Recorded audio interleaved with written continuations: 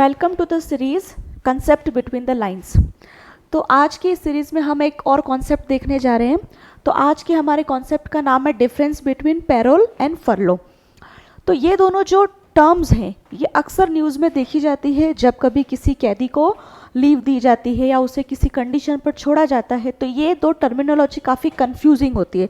तो आज हम इसी पे बात करेंगे कि इन दोनों में बेसिक डिफरेंस क्या है। ओके, तो पैरोल उसे कहा जाता है कि जब किसी कैदी को किसी कंडीशन के आधार पर रिलीज किया जाता है। ठीक है, कोई सर्टेन ग्राउंड्स बन गए हैं जिसकी वजह से उन्हें रिलीज करना पड़ रहा है कुछ टाइम के लिए, तो उसे हम कहेंगे पैरोल।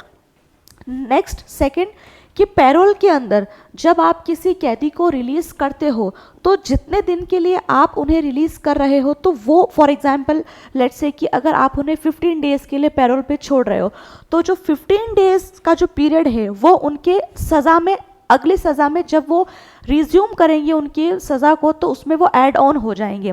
ठीक है, वो जो पैरोल के अंदर जो आपको थोड़ा सा रिलीज दिया जाता है, थोड़ा सा रिलीफ आपको दिया जाता है, तो उसमें वो जो टाइम पीरियड है वो एक तरह से सस्पेंड होता है। जितने टाइम के लिए आप बाहर रहते हो तो वो टाइम पीरियड आपका सस्पेंड होता है, ना कि आपको उस टाइम के लिए डिडक्ट नहीं होता है। ठीक है, अगर आपको 1 महीने के लिए पैरोल पे छोड़ा गया तो फिर से जब आप सज़ा आपकी रिज्यूम करते हो तो आपके 1 महीना और आपको एडिशनल सज़ा जो है वो आपको काटनी पड़ेगी। तो ये है आपका सेकेंड पॉइंट।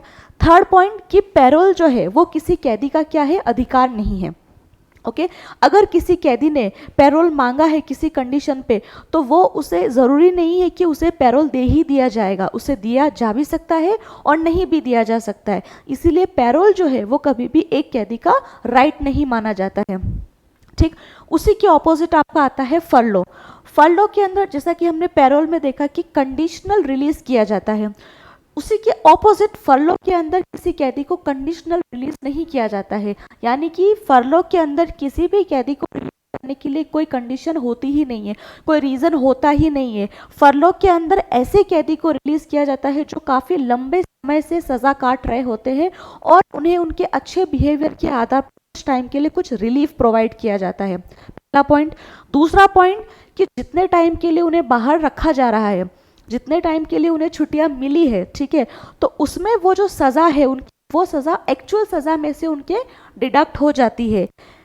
पैरोल के अंदर क्या था कि अगर 1 महीने के लिए पैरोल लिया है तो जब फिर से सज़ा को काटोगे तो आपको वो 1 महीने की सज़ा एडिशनल जो है वो आपको भुगतनी पड़ेगी। लेकिन फरलो के अंदर ऐसा नहीं होगा। फरलो के अंदर क्या होगा कि अगर आपने 3 महीने के लिए आप बाहर आए हो, तो जो आपका एक्चुअल टाइम पीरियड है, मान लीजिए आपका 12 महीने का टाइम पीरियड सज़ा जो है वो अभी और बाकी है, तो उन 12 महीनों में से आपके 3 मंथ की जो सज़ा है वो आपकी डिडक्ट हो जाएगी। तो अब जो है वो आपको सिर्फ 9 मंथ की जो आपको सज़ा है वही आपको क्या है, काटनी पड़ेगी। तो ये एक तरह से रिलीफ दिया जाता है। कब दिया जाता है? जब आप बहुत लंबे समय से जो है वो प्रिजन में हो और सज़ा काट रहे हो। ठीक है। थर्ड पॉइंट, फरलो जो है, अब क्योंकि मैंने बताया कि ये जो है वो कैदी का एक मैटर ऑफ राइट हो जाता है, और कब दिया जाता है? जब वो बहुत लंबे समय तक सज़ा काट रहा हो, तो ऐसे में फरलो जो है वो उस कैदी का ऑटोमेटिकली अधिकार बन जाता है।